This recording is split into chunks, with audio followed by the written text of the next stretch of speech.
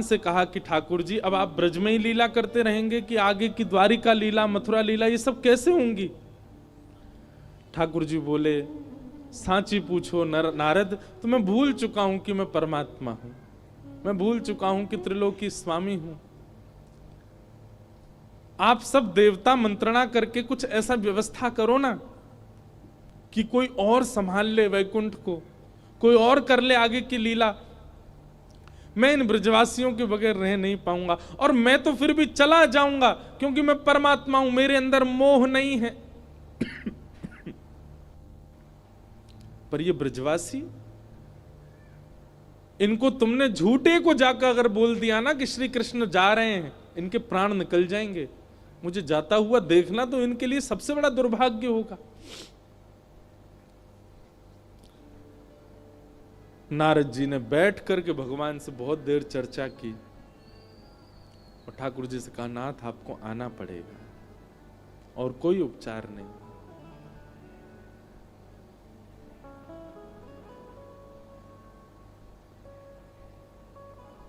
अक्रूर जी महाराज वृंदावन आए और वृंदावन आकर के नंद बाबा यशोदा मैया से कही, कंस ने एक धनुर्यज्ञ किया है और उस धनुर्यज्ञ में आपके दोनों पुत्रों को आमंत्रित किया है। यशोदा मैया बोली, इतने राक्षस भेजे वाने हमारे लाला मारवे के काजे और अब निमंत्रण भेज रहे हो? बोले नहीं नहीं, आपको शायद कोई गलत सूचना मिली, वो राक्षस कंस ने नहीं भेजे हैं। कंस तो इन दोनों को सम्मानित करना चाहते हैं। हमने सुना कुछ दिन पहले बहुत जोर की बारिश हुई तो इन्होंने गिरिराज जी उठा लिए थे, सब आप सबकी रक्षा की। तब से महाराज कंस के नित्य मन में चलता है कि कृष्ण बलराम दोनों आवे और उनको मैं सम्मानित करूं। सम्मान देने वाला कभी राक्षस भेज सकता है? सबके मन में तो विश्वास हो ही नहीं रहा था कंस की बातों पर ठाकुर जी ने मन बनाया कि अगर मैं नहीं बोला तो ये सब तो भेजेंगे ही नहीं। ठाकुर जी अपना रूप बदल के, रंग बदल के और थोड़ा भाव बदल करके सब ब्रजवासियों के बीच में आके बोले, ठीक है भैया, तुम सबरे ब्रजवासी बड़े मतलबी हो। जब राक्षस आ जाए, जब कालिया नाग आ जाए, जब इंद्र वर्षा कर दे तो कन्हैया कन्हैया कहते सबरे डोरेंगे। लेकिन आज एक राजा हमको सम्मान देना चाह रहे हो तो तुम सब चाहो नहीं हो कि हमें सम्मान मिले। इस बात को सुन के सब ब्रजवासी मौन हो गए। ठाकुर जी ने पत्थर रख के ये बात कही।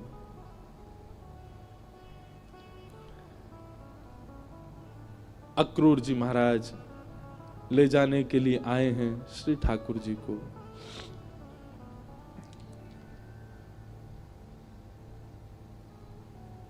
गोपियां, गोप ग्वाल, ब्रज के सब ब्रजवासी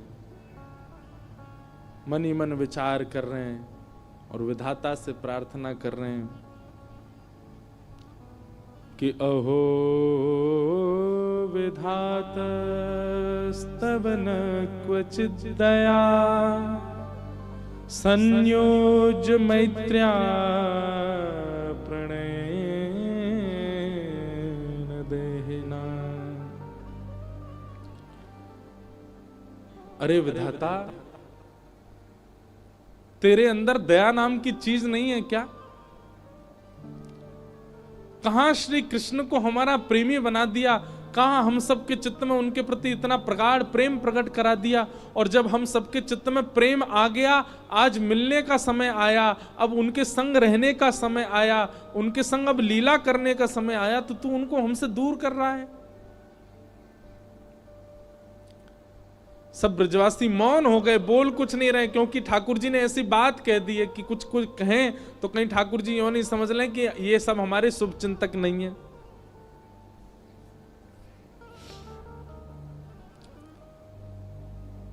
सब ब्रजवासी आज अपने घर नहीं गए, नंद भवन के द्वार पर बैठे हैं और पूरी रात सब सूर्य नारायण से प्रार्थना कर रहे हैं, हे सूर्य नारायण, आप कल उदित मत होना, क्योंकि आपके उदित होते ही लाला हमें छोड़ के चलो जाएगो। रात में यशोदा मैया श्री ठाकुर जी को अंग से लगा करके सो रही है, लिपट के सोते हैं मैया से। मैया को तो थोड़ी घबराहट हो रही है कि मेरो लाला 2 दिन के काजे मथुरा जा रहा है, पर ठाकुर जी के हृदय में तो इतनी वेदना है, इतनी वेदना है। बार बार मैया के वक्ष में अपना मुख रख देते हैं और बार बार मैया के तन की सुगंधी को ठाकुर जी भीतर लेते हैं, रोने लग जाते हैं, नेत्रों से अत्यंत आंसू गिरते हैं कि अब ये सुगंधी मुझे कभी नहीं आएगी। अब मुझको नींद कैसे आवेगी मैया से लिपटे बगैर? मैं कैसे बताऊं मैया को कि मैं छल कर रहा हूं इनके संग, अब मैं चलो जाऊंगा। मैया के एक एक अंग का स्पर्श ठाकुर जी अपनी स्मृति में ले रहे हैं। मैया के हाथ कैसे हैं, मैया को वक्ष कैसे हो, मैया को मुख कैसे हो, मैया को पेट कैसे हो, मैया के चरण कैसे, ताकि जब जब याद आवेगी मथुरा जावे के बाद तब तब अपने हाथन को स्पर्श करके स्मरण कर ले करूंगा।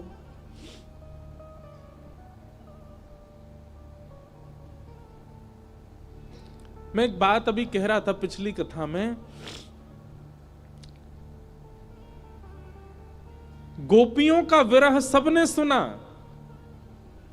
ब्रजवासियों का विरह सबने सुना, वृंदावन का विरह सबने सुना, हमारी किशोरी जी का विरह भी सबने सुना, पर श्री कृष्ण का विरह किसी ने नहीं सुना। गोपियां वेदना में हैं, ब्रजवासी वेदना में हैं, वृंदावन वेदना में हैं, सब सखियां वेदना में हैं, श्री जी भी वेदना में हैं, पर किसी ने यह विचार क्यों नहीं किया कि कृष्ण भी तो वेदना में है? और मैं व्यास मंच पर बैठ करके कह दूं, संत जनों के सानिध्य में मेरे मुख से निकल रही है ये बात, ब्रजवासी, ब्रज गोपिकाएं, वृंदावन आदि आदि जितने भी विरह हैं, इन सब का विरह एक पडले में रख दो और श्री कृष्ण का ब्रज के प्रति विरह एक पडला में रख दो।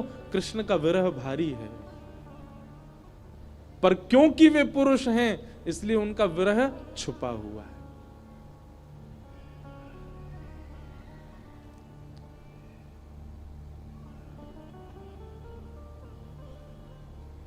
ठाकुर जी कैसे संभाल रहे हैं बंधुओं, देखो, पीड़ा चित्त में होना और वही पीड़ा मुख पे आ जाना ये एक सामान्य विरह है, पर पीड़ा चित्त में होना और मुख पे ना आने देना ये एक विशेष विरह है जो श्री कृष्ण का है।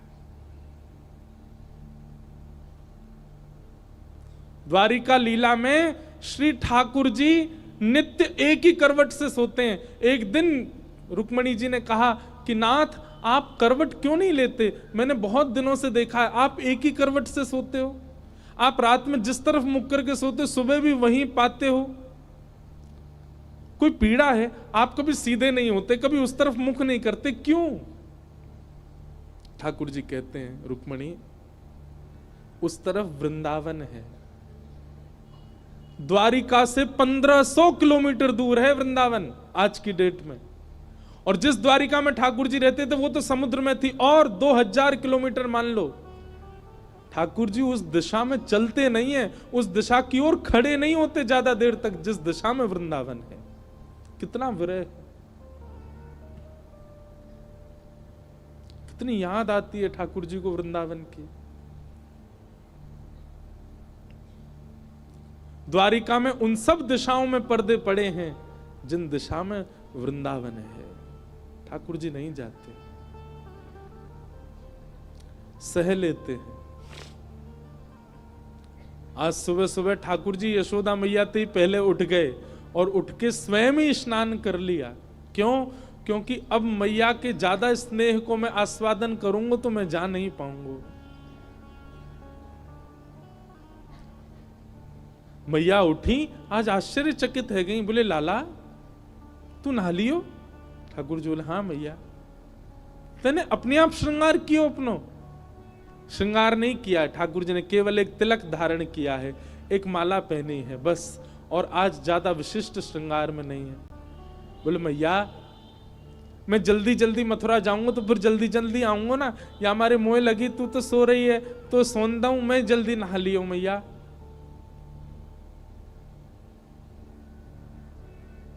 यशोदा मैया थोड़ी सी विचलित तो हुई आज तक ऐसा नहीं हुआ था। ठाकुर जी ने मन में विचार किया, अक्रूर जी से जाके कहा, अभी ब्रह्म मुहूर्त है, सुबह की बेला है, सब ब्रजवासी अभी सो रहे होंगे, मैया यशोदा नंद बाबा उठ जाएं, केवल इनको प्रणाम करके हम चलें मथुरा की ओर। अक्रूर जी महाराज बोले, जी भगवान। जैसे ही जाकर के द्वार खोला ठाकुर जी ने, असंख्य गोपियां, असंख्य ग्वाल, सब ब्रजवासी, गैया, सब खड़े हैं वहीं पर। और द्वार खुलते ही किसी के मुख से स्वर नहीं निकल रहा, पर नेत्रों से आंसू गिर रहे हैं। ठाकुर जी कह रहे हैं, अरे तुम सबरे सोए ना, तुम सब गए ना? अरे भैया इतना उदास काय को है रहे हो, इतना रुदन काय को कर रहे हो? मैं आ जाऊंगा ना, परसों आ जाऊंगा ना मैं। 2 दिना की तो बात है, ऐसे निकल जाएंगे 2 दिना तो।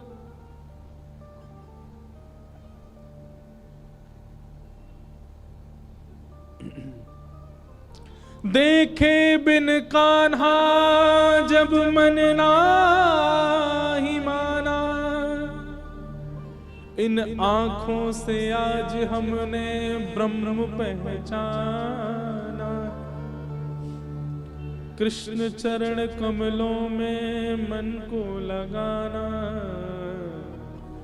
इन गोपियों का ताना ये उल्हाना, दर्शन का बहाना है। गोपियां बहाने बना बना करके आती हैं। घर में मक्खन धरोए फिर भी जबरदस्ती मक्खन लेवे जामे कि या बहाने कन्हैया दिख जाएगो। घर में गैया बंधी है, गोबर धरोए, पर गोबर लेवे के काजे जबरदस्ती नंद भवन में भीतर घुसे कि कन्हैया दिख जाएंगे। इन बहानों से श्री कृष्ण को नित्य देखने वाली गोपियां वो 2 दिन बिना कृष्ण के कैसे रहेंगी? भगवान के सखा मधुमंगल, श्री दामा, तन सुखा, मन सुखा, धन सुखा, सुबल, तोष, सब एक कोने में बैठे। मधुमंगल आके बोले लाला तू जा तो 2 दिना को रहो, लेकिन तने एक बार भी विचार नहीं कियो ये श्री दामा ये सुबह उठते या को नियम है 11 वर्ष थे। भगवान के अधिकतर सखा सब ठाकुर जी से बड़े हैं उम्र में। हमारो नियम है 11 वर्ष थे। हम रोज सवेरे उठ करके आंख बंद करके पहले नंद भवन आमे, सबसे पहले 13 मुखमंडल देखें, वाके बाद जलपान करें लाला। तो देखे बगैर हमारे जल हलकते नीचे ना उतरे। और तू 2 दिना के काजे हमें छोड़ के जा रहा हो, हम कैसे जीवित रहेंगे? ठाकुर जी स्तब्ध हो रहे हैं, मौन हो रहे हैं। कहां समझाएं, अब शब्द नहीं है ठाकुर जी के पास।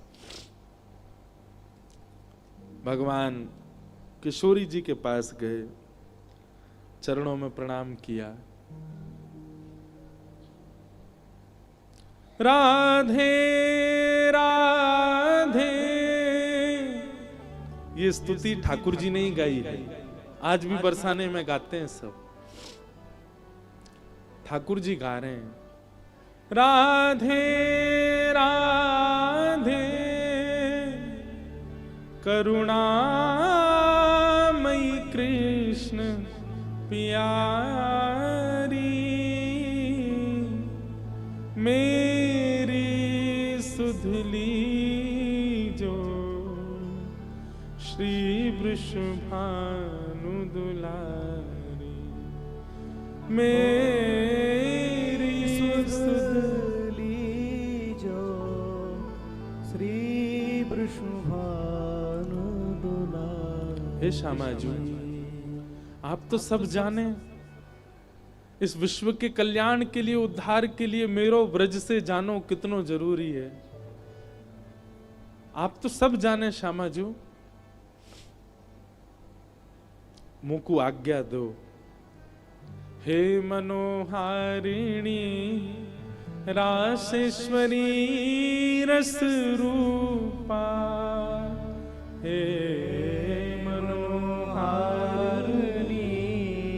रासेश्वरी रस रूपा, ब्रज विलासिनी ब्रज भामिनी ब्रज की भू ओ ब्रज विलासनी ब्रज बासन ब्रज की भूपा ललितादिक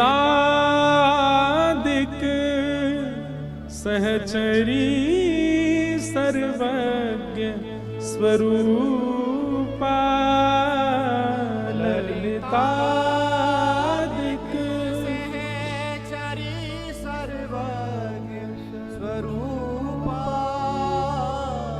मेरी सुधली जो श्री वृषभानु दुलारी ओ मेरी सुधली जो श्री वृषभानु दुलारी। हे श्यामाजू, बस आगे की यात्रा में आप मुंह पे दृष्टि रखी हो। ठाकुर जी बिना नेत्र मिलाए चर्चा कर रहे हैं। किशोरी जी कह रही हैं, श्याम सुंदर या को उत्तर मुंह कहां देना चाहिए, आप ही बता के जाओ। ठाकुर जी बोले क्यों? बोले प्रेमी यदि जा रहे हो है तो दूसरों प्रेमी वाकु रोके नहीं तो फिर प्रेम काय बात को। प्रेमी जा रहा है तो प्रेमी तो वाकु रोकेगो, लेकिन आप शुभ कार्य के लिए जा रहे हो, मानव कल्याण के लिए जा रहे हो, और शुभ कार्य में यदि कोई जा रहा हो तो उसको टोकना नहीं चाहिए। आप जा रहे हैं विश्व के कल्याण के लिए, मैं आपको रोकूं कैसे, मैं टोकूं कैसे? और मेरो प्रेमी जा रहा है और मैं रोकूं नहीं तो प्रेम कैसा? मुझे कहा करना चाहिए श्याम सुंदर, आप बता के जाओ। आपको आज्ञा दे दूं तो फिर मैं प्रेमी कैसी, जो अपने प्रेमी को दूर जावे की आज्ञा दे रही हूं? मैं टोक दूं, रोक दूं तो शुभ कार्य में टोक लग जाएगी। और मैं कछु ना कहूं तो प्रेमी जा रहा और मैं कछु ना कहूं तो फिर प्रेम कैसा? मैं कहां कहूं, मुझे कहां उत्तर देना चाहिए? हे श्याम सुंदर बता के जाओ। ठाकुर जी कुछ नहीं बोले, बस चरणों की ओर देखते रहे किशोरी जी की, और रथ में विराजमान हो गए। निर्वाक हैं, निरुत्तर हैं, निरशब्द हैं। रथ जैसे ही आगे बढ़न लगो, सब ब्रजवासियों के नेत्र सजल हो गए। नेक दूर गयो।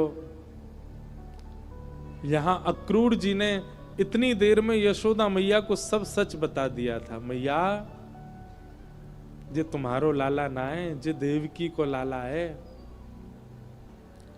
कंस से रक्षा के लिए 11 वर्ष पूर्व वसुदेव जी इस बालक को लेकर के आपके पास आ गए थे और आपकी बालिका ले जाकर के कंस को दी थी, जो कि अष्टभुजी देवी बन गई थी। अब जे लाला अपनी जन्मदात्री मैया के पास जा रहा हो, मैया है सके कि अब लौट के नहीं आवे। आप कृपा करो। अक्रूर जी को नहीं बताना चाहिए था यशोदा मैया को, पर उन्होंने बता दिया। मैया को तो रक्त ठंडो पड़ गयो, पैर के नीचे से जमीन खिसक गई।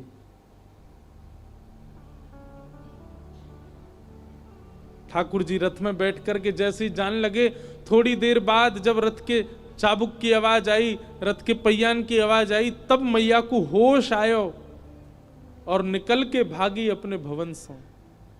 कान्हा रुक जा, अरे लाला रुक जा, कन्हैया नेक डट जा। मैया की आवाज सुनकर के श्री ठाकुर जी चलते रथ से कूद पड़े, दौड़ करके आए, मैया के अंग से लिपट गए। मैया तू काय को रो रही है? मैं आ रहा हूं ना, परसों आ जाऊंगा। मैया तू रोवे मत, ऐसे करेगी तो मैं किस जाऊंगा? लाला। मैया सर्वांगीण अंग का स्पर्श करती जा रही है ठाकुर जी के, और कह रही है लाला मोए जो पता ही तू गोपीन ते झूठ बोले, तू गालन ते झूठ बोले, सबन ते झूठ बोल ले, लेकिन आज तू मोते झूठ बोल रहा है। मुझको सब पता चल गई लाला, तू मेरो लाला ना है, तू तो देवकी को लाला है। कंस से रक्षा के काजे अक्रूर जी महाराज तो मेरे पास छोड़ गए, वसुदेव जी महाराज तो मेरे पास छोड़ गए।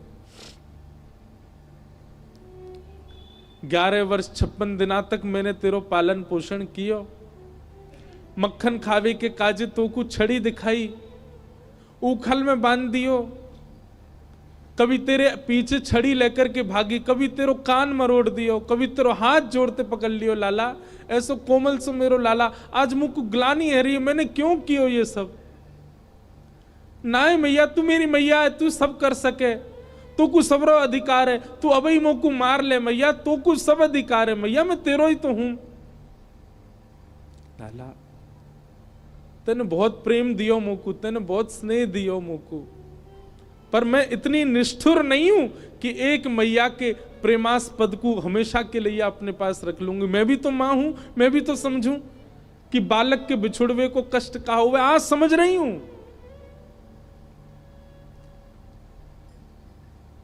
मैंने तो फिर भी तेरो संपूर्ण बालपन देखो, पर जाने तो जन्म दियो वा देवकी मैया ने तो पूरा जीवन कारागृह में निकाल दियो।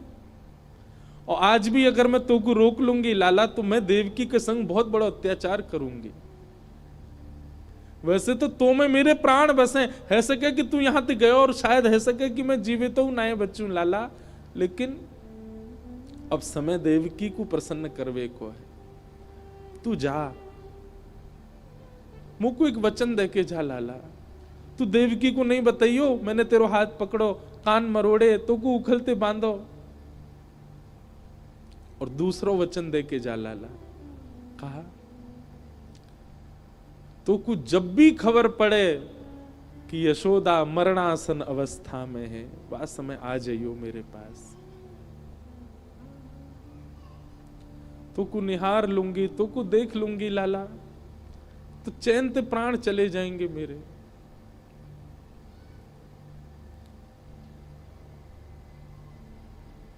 ठाकुर जी लिपट गए यशोदा मैया से, सब खड़े रो रहे हैं, अक्रूर जी तक रुदन कर रहे हैं जो ठाकुर जी को लेने आए।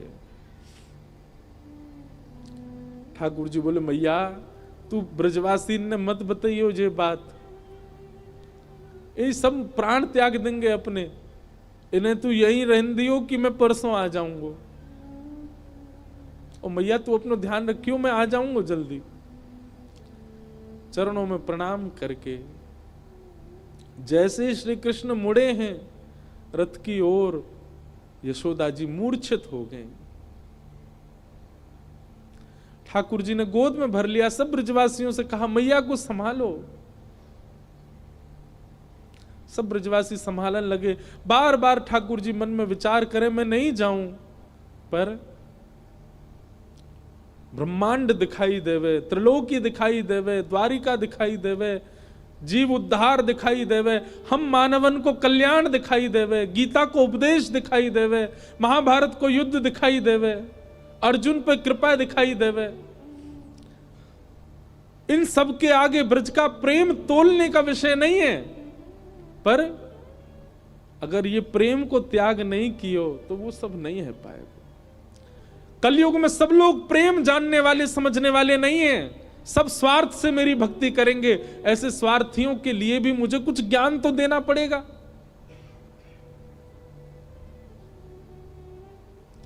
बंधु हमारे ब्रज के ब्रजवासी पता है क्या कहते हैं? कन्हैया की हिम्मत नहीं कि ब्रज छोड़ के चले जाएं, तो मानव कल्याण जीव उद्धार की बात जब ब्रजवासियों को पता चली कि कन्हैया के जावे ते जीव उद्धार होएगो, तो ब्रजवासी ने अपने अश्रु जल को संकल्प करके पूरे विश्व के कल्याण के लिए श्री कृष्ण रूपी हृदय को दान कर दियो। जैसे दान किया जाए अपनी बहुमूल्य वस्तु को, ऐसी ब्रजवासी ने अपने अश्रु जल को हाथ में लेकर के पूरे विश्व के कल्याण के लिए कि जाओ पूरा विश्व अपना कल्याण कर लो, इनकी वाणी सुन के, इनकी लीला सुन के, इनके वचन सुन करके सब लोग तृप्त है जाओ, वैकुंठ और स्वर्ग के गामी बन जाओ। वैसे तो हमारे प्राण बसे इनमें, पर इनके जावे से यदि सबको कल्याण है जाए तो हम सब इनको भेज नहीं रहे हैं, इनको दान कर रहे हैं आप सबन के उद्धार के लिए। ब्रजवासियों ने दान किया है श्री कृष्ण का विश्व को, नहीं तो कृष्ण हिल नहीं सकते वृंदावन से बिना ब्रजवासियों की इच्छा से।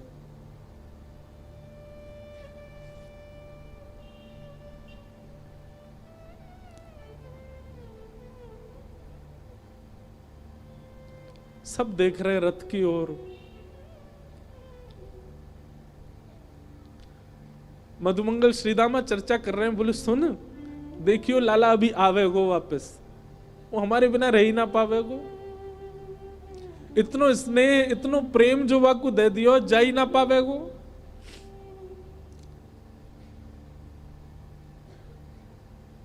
मधुमंगल बोलो श्रीदामा पर ये जा रो है, ये आना रो लौट के।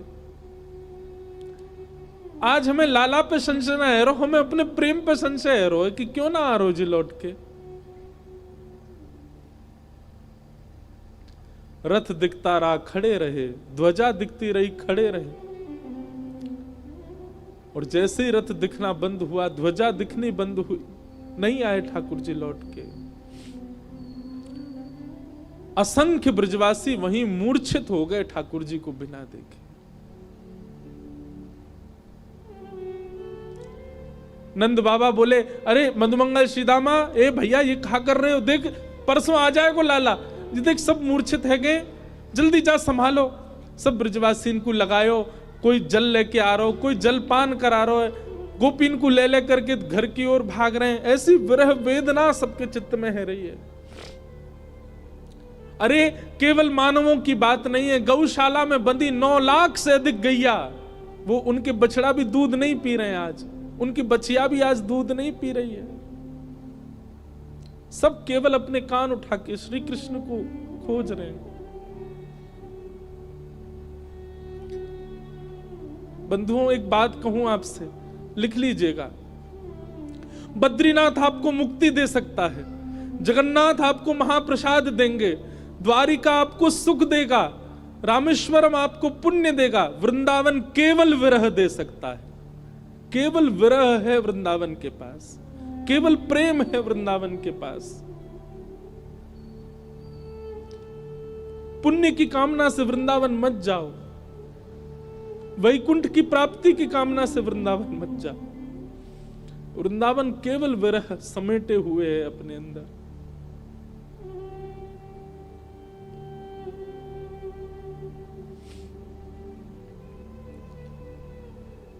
हमारे ब्रज में कहते हैं, वृंदावनम परित्यज्य पाद मेकम न गच्छति। श्री ठाकुर जी वृंदावन छोड़ के एक पग भी बाहर नहीं रखते।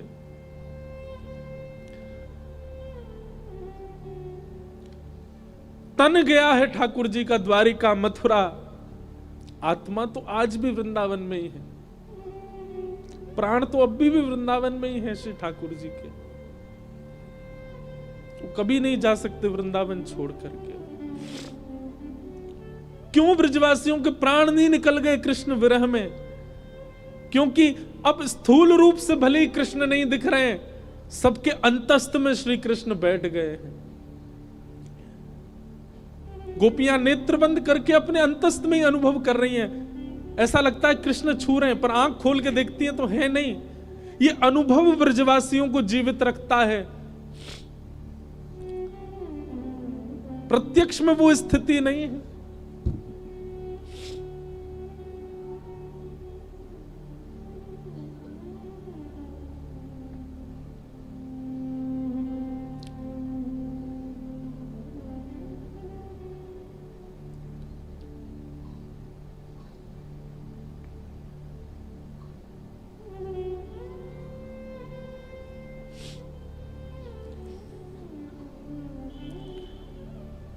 ठाकुर जी मथुरा पहुंचे। मथुरा आकर के श्री ठाकुर जी ने कुबला पीड़ हाथी का वध किया। अब ठाकुर जी की लीला में आपको ऐश्वर्य ज्यादा दिखेगा, क्योंकि प्रेमी श्री कृष्ण तो वृंदावन ही रह गए। ऐसा भी कहूं कि ठाकुर जी का स्वभाव वृंदावन में रह गया, अब प्रभाव आगे आ रहा है। वो चंचलता, वो मधुरता, वो प्रियता, अब सब ठाकुर जी ने उसको गौड़ कर लिया। अब ठाकुर जी परब्रह्म की भांति लीला कर रहे हैं, मानो अपने परब्रह्मत्व पर ही ठाकुर जी को क्रोध आ रहा है कि मैं क्यों हूं जिसके कारण मुझे व्रत छोड़ना पड़ा। कुबल्या पीड़ हाथी का वध कर दिया, जितने मल्ल थे कंस के कंस के रणभूमि में सबको मार दिया ठाकुर जी ने। और 50 सिड्डी ऊपर बैठे हुए कंस को देखा, एक छलांग मार करके ठाकुर जी उसके पास पहुंच गए, दोनों भुजाओं में कंस को उठा करके पृथ्वी पर पटक दिया, गिरते ही कंस के प्राण निकल गए। भगवान तुरंत कारागृह की ओर दौड़े। बंधु एक बात कहूं, ठाकुर जी का एक खेल है, विरह और संयोग, संयोग और वियोग। जिस किसी को भी संयोग का अनुभव हो रहा है, तैयार रहना, वियोग आएगा जीवन में, क्योंकि ये खेल है श्री कृष्ण का। वो ऐसे ही करते हैं, जिसको संयोग देते हैं उसको वियोग देते ही हैं। और जो कोई भी रुदन कर रहा है, जिसके भी चित्त में वियोग, जिसके भी जीवन में वियोग है, परेशान मत होना, एक दिन संयोग होगा। 11 वर्ष 56 दिन पहले छोटी से एक दिना के ठाकुर जी मैया को छोड़ के चले गए, उनको वियोग दे दिया। कहां तो इतना बड़ा संयोग दिया कि उनके गर्भ से प्रकट हुए, और गर्भ से प्रकट होते इतना बड़ा वियोग दे दिया कि मैया रोती विलकती छोड़ गए। 11 वर्ष 56 दिन तक मैं किसका पक्ष लूं, यशोदा जी का या देवकी का? देवकी मैया रोज कारागृह में खिड़की पे खड़ी हो जाती है, ऊपर साधन नहीं है तो जबरदस्ती घड़े पे घड़ा रख के या कोई ऐसी व्यवस्था करके खिड़की के ऊपर खड़ी हो जाती है, और वहां से वृंदावन से आने वाले लोगों को बुलाती है। बोले सुनो, कहां ते आ रहे हो? बोले हम तो वृंदावन ते आ रहे हैं। अच्छा, तुमने वृंदावन में कछु देखो? अरे बड़ी सुंदर लता, गुल्म, यमुना जी, ऐसी रेणु, ऐसी गैया, ऐसे गोप ग्वाल। देवकी मैया बोले सबसे सुंदर कहा है वृंदावन में? मैया सबसे सुंदर तो यशोदा को लाला है। अरे मैया कैसो चले, कैसी बात बनावे, कैसे नैन मटकावे, वाके अंदर तो ऐसी सुगंधी आवे। अरे हम तो सांची पूछो, हम तो भैया देखवे जामे। द्वार वहीं खिड़की पे खड़ी खड़ी देवकी रुदन करती है, मैं कब देखूंगी अपने लाला को? काश इन्होंने यशोदा की लाला की जगह एक बार कह दिया हो तो देवकी को लाला। उनका विरह कम नहीं है। 11 वर्ष 56 दिन कहां ब्रजमंडल में इतना आनंद, इतना सुख, इतने उत्साह। कई लोग मुझे बोलते हैं ठाकुर जी क्यों, कितना बुरा किया ठाकुर जी ने ब्रजवासियों के साथ। ठाकुर जी को देवकी का विरह दिखाई दे रहा है। जहां लाखों नर नारी आनंद कर रहे थे, वहीं एक कारागृह में बैठकर के सिसक सिसक के रो रही है देवकी। पता चला जब देवकी को कि मेरे लाला ने गिरिराज जी उठाए हैं, 7 दिन तक अन्न जल नहीं पाया, केवल जल पी करके व्रत कर रही है कि मेरे लाला स्वस्थ रहे, मेरे लाला को कोई पीड़ा नहीं हो। जैसी पता चलती कोई राक्षस वृंदावन चलो गयो है, देवकी मैया उसी समय तप में बैठ जाती।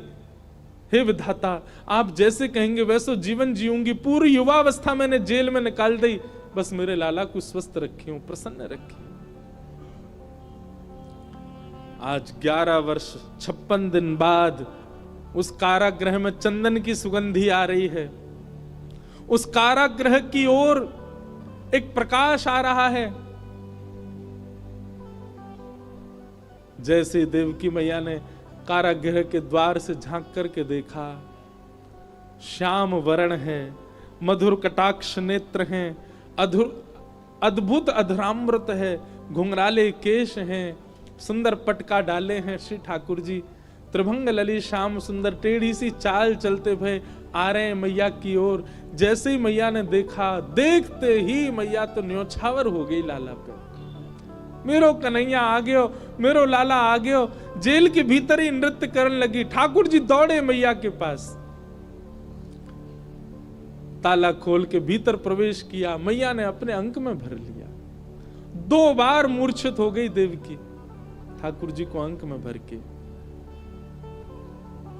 ठाकुर जी ने बहुत स्नेह किया। मैया ने लाला को हाथ पकड़ लियो और पकड़ करके बोली, लाला अब तू नहीं जाएगो मुझे छोड़ के, कहीं नहीं जाएगो, कभी नहीं जाएगो, वचन दे मुझको, नहीं तो प्राण त्याग दूंगी। ठाकुर जी के चित्त में यशोदा का भी स्मरण होता है। देवकी मैया, मैया मैं तो वचन दे रहा हूं, अब नहीं जाऊंगा, अब तेरे पास आ गई हो, तेरे पास ही रहूंगा मैं। श्री कृष्ण का विरह कौन सुनाता है? श्री कृष्ण का विरह कौन गाता है?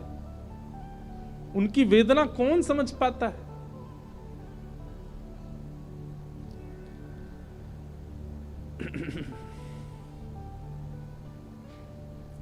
ठाकुर जी ने अपने नाना उग्रसेन को मथुरा का राजा बनाया और माता पिता से आज्ञा मान करके बोले, पिताजी अब मैं अध्ययन की इच्छा है मेरे चित्त में, आपकी आज्ञा हो तो मैं पढ़ने जाऊं। वसुदेव देवकी की आज्ञा से श्री ठाकुर जी सांदीपनी गुरुकुल अवंतिका उज्जैन पढ़ने के लिए गए और वहां सांदीपनी उपाध्याय के यहां श्री ठाकुर जी ने संपूर्ण शिक्षा ग्रहण की। वहीं ठाकुर जी को सुदामा नाम के मित्र मिले। लौट करके भगवान आए, उद्धव जी महाराज को